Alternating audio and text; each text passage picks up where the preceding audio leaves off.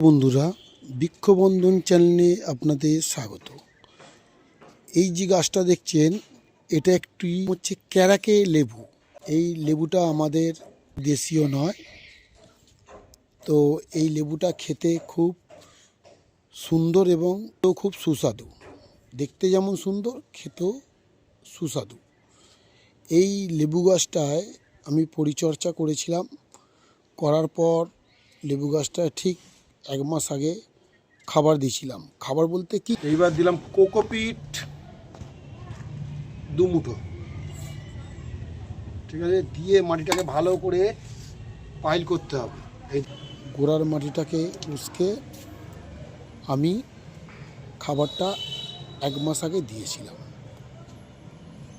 এই দিন 10 হলো কি হারে ফুল এসছে আর কি হারে পাতা গাছটায় বেরোচ্ছে, শুধু আপনারা দেখুন। এই গাছে ফল, অজস্র ফল হবে, দেখেই বুঝতে পারছেন। এবং ফলগুলো তো খুবই সুস্বাদু। আপনারাও ছাদে এই ধরনের একটি গাছ লাগান এবং আপনারাও ফল পান।